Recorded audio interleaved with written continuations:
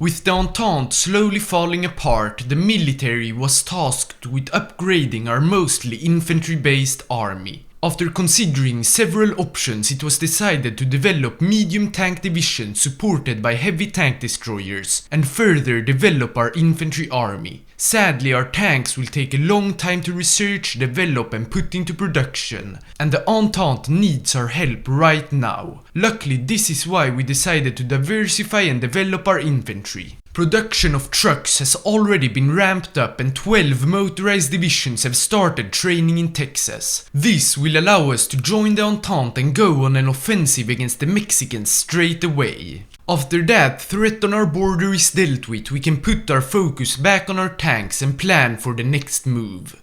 So let us prepare for our Mexican offensive and finally announce our foreign policy. While our diplomats were working on that, we received a message from Cuba, one of our only allies and friends during the Civil War. The message, a call to arms. The Socialist Republic of Haiti, a member of the Third International, had declared war on them. Refusing this request would destroy our reputation, and despite our motorized not being ready, this means we have to join them and the Entente in the fight against syndicalism a bit earlier than expected. But don't worry, the Mexicans are even less prepared than us. We have our whole infantry force prepared and they have only a single division.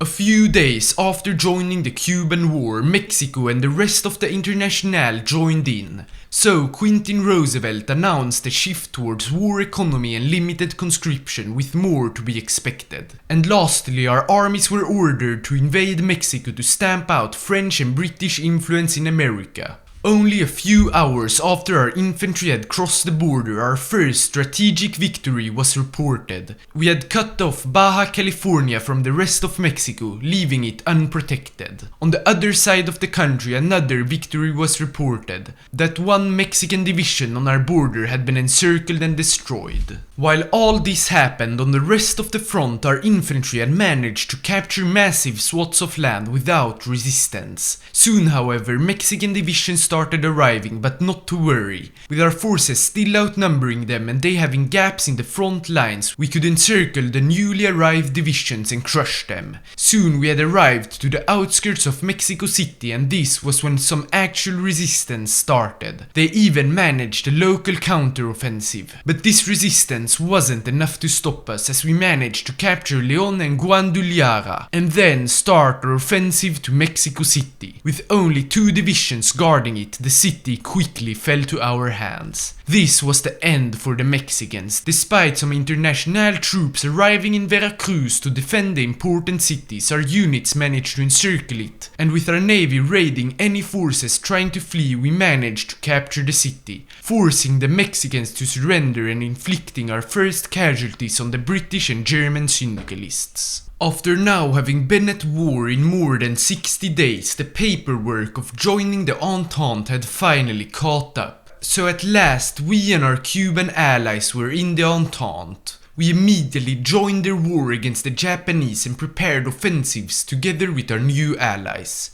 With Caracas almost falling, we sent over 10 divisions, and hopefully destroying this Mexican naval invasion won't be difficult. As our first forces arrived in the city, we immediately started our offensives, and we were surprisingly successful despite the unknown terrain and climate. But our beginner's luck would soon turn. As we arrived to Merida, the front had become so small the international forces could concentrate their defenses, and with a surprisingly strong local supply, they held off for attacks. Continuing our attack won't help, so let's turn towards Haiti instead. Our marines have been trained and are ready to launch their first ever naval invasion to the island. Supported by our air force and navy, and with surprisingly little resistance, the invasion was a massive success, capturing their capital and all of Haiti, and then continuing and liberating the Dominican Republic. So, having cleared up almost all international holdouts in America, we have to decide where to turn next.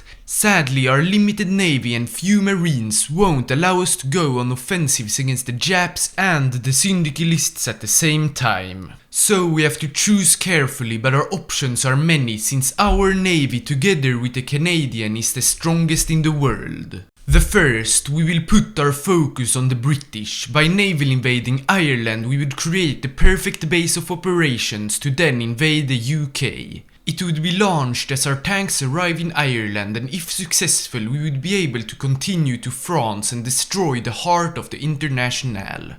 The second, we will put our focus on the French. With the Republic of West Africa still holding on, we could send forces to them and naval invade Dakar to destroy the Internationale holdings in southwestern Africa. From there, an invasion of Spain and Portugal wouldn't be too difficult to secure a foothold in Europe and allow us to continue north into France. The third, similar to the second but a bit different, starting the same by liberating southwestern Africa. But from there our quick motorized will hopefully be able to continue to Algeria through a small gap and restore Pétain's reign over the country. But that's not the beauty of this option, since from Algeria, after getting our navy passed through the Suez Canal, we would be able to naval invade the French in Marseille and totally surprise them. While it is a high reward, the risk of our troops never getting to Algeria might be greater. The fourth, we will put our focus on the Japanese. While the Internationale aren't really a threat to our American homeland, the Japanese are already trying to invade Midway.